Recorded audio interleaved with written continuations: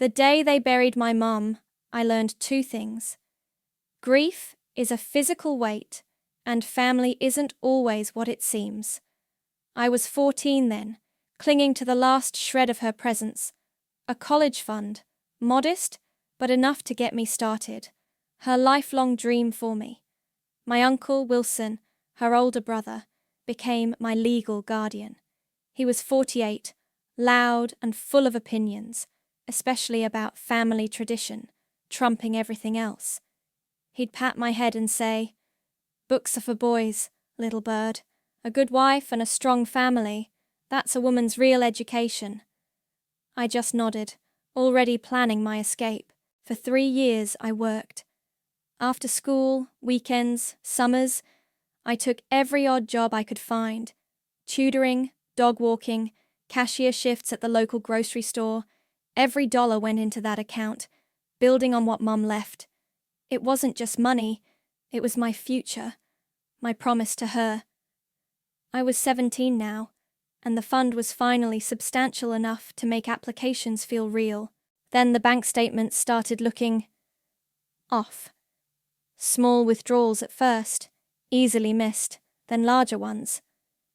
My stomach dropped with each line item I didn't recognize. I cross-referenced dates, amounts, everything. It was like watching my future bleed out, dollar by dollar. The final crushing blow came last week. A single, massive transfer. $9,300. Gone. That same day, the living room was a whirlwind of glitter and tulle. My cousin Tamara, 15 and utterly oblivious, was trying on dresses for her quinceañera. Wilson, 48, beamed like he'd personally invented the concept of celebration. "It's going to be the biggest party this town has ever seen," he boomed, then lowered his voice, just enough for me to catch it from the kitchen. "She's too old for books, Evelyn. She'll understand someday." He was talking about me. He was talking about my college fund. And I knew, with a cold certainty that settled deep in my bones, that I wouldn't just understand. I would make him understand.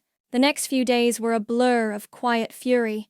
I pulled every bank statement, every withdrawal slip. It wasn't hard to spot the pattern once I knew what I was looking for. My signature, sloppy and rushed, appeared on several of the larger withdrawals, but it wasn't my signature.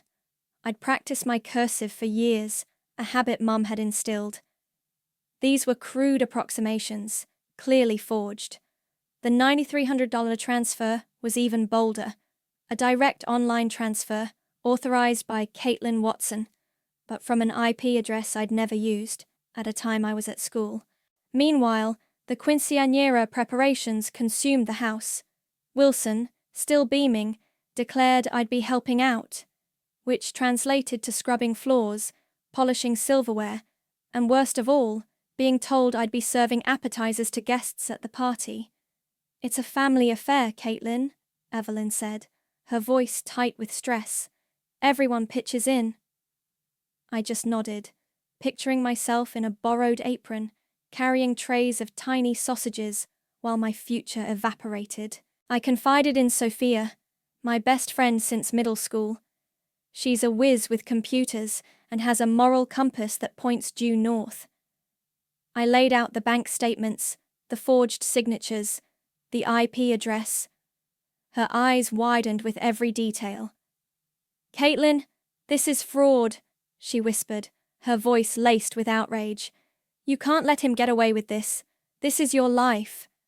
She helped me dig deeper, showing me how to trace the IP, how to cross-reference the transfer with specific vendors Wilson had used for the party.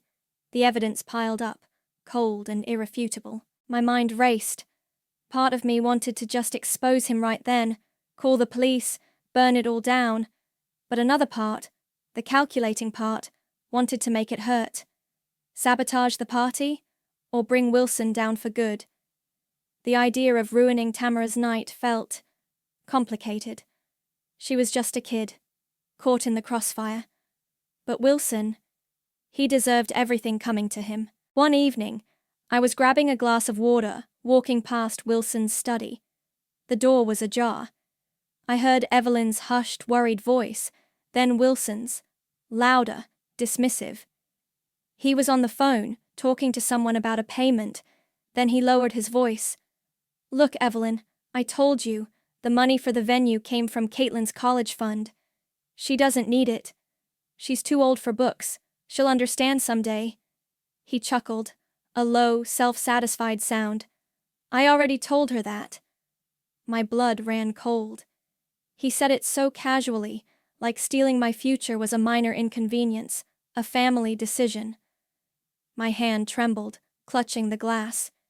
He didn't just steal it. He admitted it, thinking I was out of earshot. The week leading up to the Quinceañera felt like a slow-motion nightmare.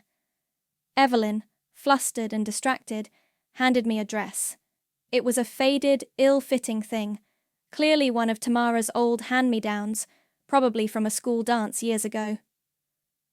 "Here, Caitlin," she said, not meeting my eyes. "You'll need something nice to wear while you help out.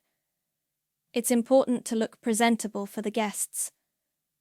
I took it, the fabric thin and scratchy against my fingers, a physical representation of my diminished status. Tamara, meanwhile, floated through the house in a cloud of excited anticipation. Her new dress, a frothy confection of white lace and satin, hung proudly in the hallway, waiting for its debut. She twirled in front of the mirror, adjusting the glittering tiara Wilson had bought her, a tiara I now knew was purchased with my future. The irony was a bitter taste in my mouth. She was 15, oblivious, pampered, and wearing my dreams. Every time she giggled about the party, every time she talked about the elaborate decorations, my resolve hardened. Late at night, after everyone was asleep, I worked. Sophia had helped me organize everything: bank statements, forged withdrawal slips, the IP address trace, and now, the recording of Wilson's confession to Evelyn. I meticulously transferred all the digital files to a small, encrypted flash drive. My hands were steady, my movements precise. I wasn't just gathering evidence, I was crafting a weapon. I mentally rehearsed the moment, the timing, the sequence of events. It had to be perfect. One afternoon, Chaz, Tamara's older brother, found me in the kitchen, wiping down counters. He's 19, usually quiet, but his eyes held a weary knowing. "You're really going to do this, aren't you?" he asked, his voice low. I just looked at him. He sighed. "Look, I get it. Wilson's a piece of work. But be careful, Caitlin. There's always more to it than you think. You don't want to make things worse." He didn't elaborate, but the hint of other secrets, other layers of their family drama, hung in the air. He wasn't warning me out of malice, but out of a kind of passive, disillusioned concern. Later that day, I overheard Wilson on the phone, his voice booming. "Yes, Mr. Porter, absolutely. Looking forward to seeing you and your wife. It's going to be quite the celebration. A big investment in family, you know?" Mr. Porter, Wilson's wealthy investor friend. He was inviting business associates to this party. The stakes just got higher. This wasn't just about my money anymore. It was about Wilson's reputation, his business dealings, everything. Good. The day of the Quinceañera dawned bright and deceptively cheerful.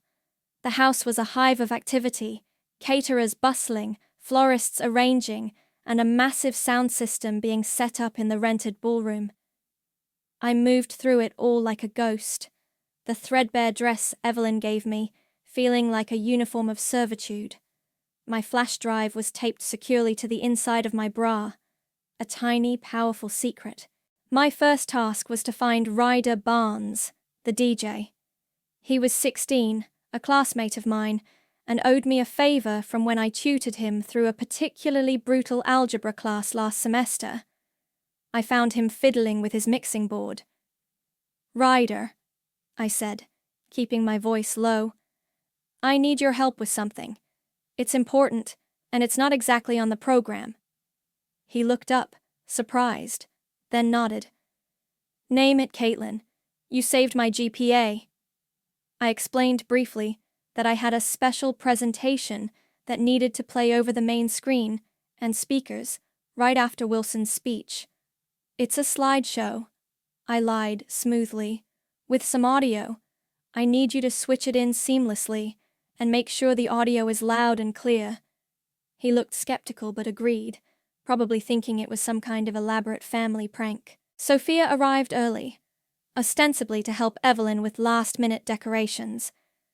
Her real mission was to keep Evelyn occupied and away from the DJ booth during my window of opportunity. "Don't worry," she whispered, adjusting a balloon arch.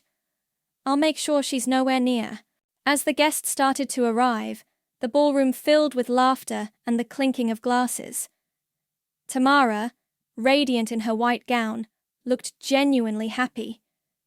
She was dancing with her friends, her tiara sparkling under the chandeliers. For a fleeting moment, a pang of something, not regret, but a complicated sadness, hit me. She was just a kid, living her dream, completely unaware it was built on my stolen future. It was hard to reconcile the innocent girl with the symbol of my uncle's betrayal. Wilson, oblivious and arrogant, worked the room, shaking hands, slapping backs, his smile wide and fake. He spotted Mr. Porter, his investor friend, and immediately steered him towards the front of the room. The moment arrived. Wilson strode to the microphone, tapping it to get everyone's attention. "Welcome, everyone," he boomed, his voice echoing. "Tonight is about family, about tradition, about sacrifice." He launched into a rambling speech about how proud he was of Tamara, how much effort went into this celebration. He then called Tamara to the stage. She floated up, beaming. Wilson produced a small velvet box. And to cap it all off, my beautiful daughter, a symbol of everything we cherish. He opened the box, revealing the glittering tiara, and placed it on her head. The crowd applauded. As Tamara basked in the spotlight, her eyes found mine across the crowded room. Her smile faltered, replaced by a flicker of something I couldn't quite place. Resentment? Recognition? She started to walk off the stage, heading not for her friends, but directly towards me. "Caitlin," she hissed, her voice low and sharp as she reached me. "You always make everything about you, don't you? Always the martyr." Tamara's words hit me like a splash of cold water. "Always the martyr?" I repeated, my voice barely a whisper, laced with a bitterness I hadn't realized was so close to the surface. "What are you even talking about?" She leaned in, her eyes flashing, the tiara on her head mocking me. "Oh, please. Ever since your mom died, it's poor Caitlin, working so hard, so smart. Everyone talks about how you're going to college, how you're going to make something of yourself. Like I'm just nothing. Like my party is just some silly thing." Her voice was tight with a resentment I hadn't seen before, a deep-seated insecurity. "You always make me feel like I'm second best, like I'm not enough. And now you're just standing there, looking like you want to ruin everything." A cold, hard clarity settled over me. This wasn't just about Wilson. It was about years of subtle competition, of her feeling overshadowed by my academic drive, by the quiet praise I sometimes received. "You think I want to ruin your party?" I asked, a mirthless laugh escaping me. "You have no idea what's really going on, Tamara. But don't worry. After tonight, I won't be invisible anymore, and neither will the truth." I turned away from her, leaving her standing there, her face a mask of confusion and anger. I walked straight to the DJ booth. Ryder was there, adjusting a microphone. "Is it loaded?" I asked, pulling out the flash drive. He nodded, taking it from me. "Yeah, I've got it queued up. The audio file is synced to play over the first slide, then the rest of the images follow. It's set to go as soon as I hit play." I gave him a quick, firm nod. "Good. Make sure the volume is high." Sophia caught my eye from across the room, giving me a subtle thumbs up. She had Evelyn cornered near the dessert table, deep in conversation about cake flavors. As I scanned the room, I saw Mr. Porter, Wilson's investor friend, talking to a small group of men. He looked around, his gaze lingering on the lavish decorations, the expensive catering. Then he caught Wilson's eye, who was still basking in the glow of his speech, and beckoned him over. I heard snippets of their conversation as I pretended to adjust a chair. "Wilson, this is quite the affair," Mr. Porter said, his tone polite, but with an underlying edge. "Very impressive. You must have really pulled out all the stops. I was just wondering, with the market being what it is, how are you financing all of this? Your last investment? Well, it didn't quite pan out, did it?" Wilson laughed, a little too loudly. "Oh, just good old family money, Porter. Nothing to worry about." Suddenly, a hand clamped down on my shoulder. I spun around. Wilson, his eyes narrowed, scanning the DJ booth, then me. "Caitlin," he said, his voice deceptively calm.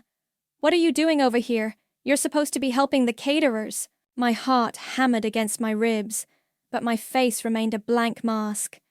"Just checking on the music, Uncle Wilson," I said, forcing a casual tone. "Ryder was having some trouble with the playlist, and I thought I heard a skip. Didn't want anything to mess up Tamara's big night." I gestured vaguely at the speakers. Wilson's eyes narrowed, but he seemed to accept the explanation, his attention already drifting back to the crowd. "Right. Well, make sure everything's perfect. Now go help Evelyn with the appetizers." He gave my shoulder a final squeeze, a gesture I knew was meant to be paternal but felt like a threat, and walked away. I watched him go, then turned back to Ryder, giving him a quick, almost imperceptible nod. He understood. The main dance floor was starting to fill.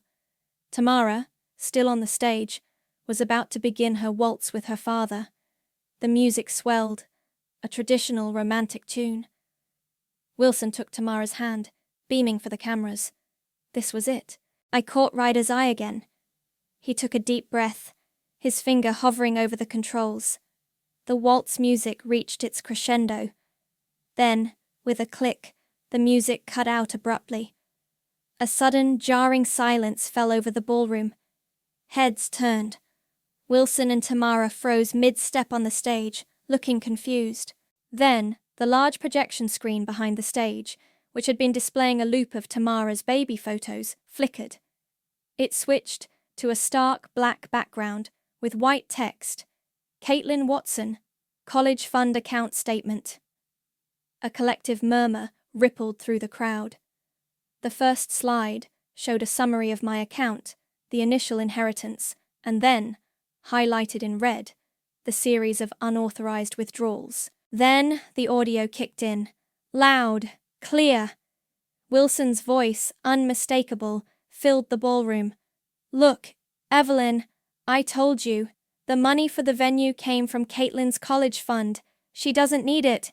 She's too old for books. She'll understand someday." His casual chuckle echoed through the stunned silence. Gasps erupted. Evelyn, who had been laughing with Sophia by the dessert table, screamed. It wasn't a scream of anger, but of pure, raw shock and betrayal. Tamara, her face draining of color, looked from the screen to her father, then to me. Her eyes filled with tears, and she stumbled off the stage, pushing past her friends who stared, horrified. Wilson, his face a mask of disbelief, lunged towards the DJ booth. "What is this? Ryder, what are you doing? This is a prank, a sick joke." He tried to shout over the growing din of confused and angry voices, but the screen kept cycling through the evidence, forged withdrawal slips, the IP address trace, receipts for the venue, the catering, even the tiara, all cross-referenced with the missing funds. Then, a voice cut through the chaos, calm and authoritative. "Mr. Porter." He stood up from his table, his gaze fixed on Wilson, then on the screen. "Mr. Mitchell," he said, his voice carrying surprising weight. "Is this evidence legitimate? Because if it is, I think we have some serious questions to ask. And I believe the authorities might be interested in hearing Caitlin's side of the story." Chaos erupted. Guests were on their feet, murmuring, pointing, some pulling out phones to record. Evelyn, her face streaked with tears, stumbled towards Wilson. "Wilson, what have you done?" she shrieked, her voice raw with a fury that had clearly been simmering for years. "My mother's pearls! The money for the new roof! Was that all a lie too? Was any of it real?" Her rage was palpable, a lifetime of suppressed grievances finally boiling over. Just then, 2 uniformed police officers walked through the main entrance, their presence immediately drawing all eyes. Mr. Porter, who had evidently called them, stepped forward. "Officers," he said, indicating the screen, "I believe there's been a significant case of fraud here. My friend, Mr. Wilson Mitchell, appears to have embezzled funds from his ward, Caitlin Watson, to finance this event." Wilson's face, already pale, went ashen. He tried to protest, stammering about a misunderstanding, a misguided prank. But the officers were already approaching him. They asked him to step aside, to answer some questions. He looked around wildly, his eyes darting from the screen to Evelyn's furious face, to the horrified guests.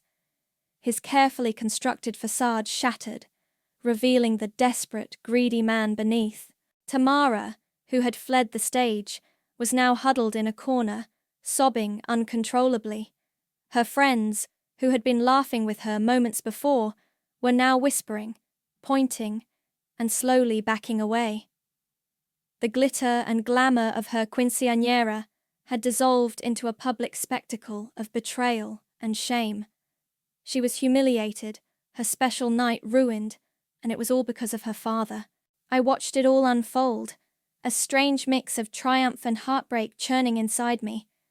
Wilson was being questioned, his voice growing increasingly agitated as the officers listened, occasionally jotting notes. He was cornered, exposed, and there was no escape. This was the justice I had craved, the revenge I had meticulously planned. But seeing Tamara, a crumpled heap of white lace and tears, her dreams shattered by her father's actions, a cold ache settled in my chest. She was a casualty, an innocent bystander caught in the blast radius of his greed. My victory felt complicated. As the officers started to lead Wilson away, his hands cuffed behind his back, he looked utterly defeated. He didn't even try to meet my gaze. But Tamara did. She lifted her head, her eyes red-rimmed, blazing with a raw, furious hatred. "You!" she shrieked, her voice hoarse, cutting through the murmurs of the crowd. "You ruined everything!" The days and weeks that followed the quinceañera were a blur of legal proceedings and shattered family dynamics. Wilson was formally charged with fraud and embezzlement. The evidence I'd gathered, combined with Mr. Porter's testimony and the incriminating audio, was overwhelming. His arrogance had finally caught up to him. Evelyn, after the initial shock and rage, filed for divorce. She looked years older, her status-conscious facade utterly crumbled. She moved in with a distant relative, leaving the house, now a silent monument to Wilson's deceit, behind. Chaz, true to his quiet disillusionment, packed a single bag and left a few days after the party. He didn't say where he was going, just that he couldn't stay. He sent me a text a week later. "Good for you, Caitlin. Seriously." Tamara withdrew completely. She stopped going to school for a while, her social life destroyed. Her friends, quick to abandon the girl whose father was a criminal, moved on. I saw her once, weeks later, at the grocery store. She looked hollow, her eyes still holding that raw, wounded anger. I thought that was it. My own life, though irrevocably altered, began to rebuild. The story of what happened, of my meticulous evidence and the public exposure, caught the attention of a local foundation. They offered me a full scholarship, not just for my grades, but for my demonstrated resolve and commitment to justice. It felt like a strange kind of karma. I started working part-time at the scholarship office, helping other girls navigate applications, trying to secure their own futures. It was fulfilling, but the house felt empty without the familiar chaos, even the negative kind. The sense of belonging, however fractured it had been, was gone. Then, a few months later, a small folded note appeared in my mailbox. No envelope, just a single piece of paper, my name scrawled on the front. It was from Tamara. Caitlin, it read, in her familiar, slightly childish handwriting. I hated you. I hated you for ruining everything. But he was going to ruin it anyway, wasn't he? He ruined everything for himself. And for me. Maybe it was better to know, even if it hurt. Thank you, I guess. It wasn't forgiveness, not really. But it was a flicker of understanding, a grudging acknowledgement that the truth, no matter how painful, was preferable to the lie. I folded the note carefully, slipping it into the worn copy of my favorite book. Reading had always been my escape, a way to live 1,000 different lives. But I realized then, with a profound sense of both satisfaction and lingering sorrow,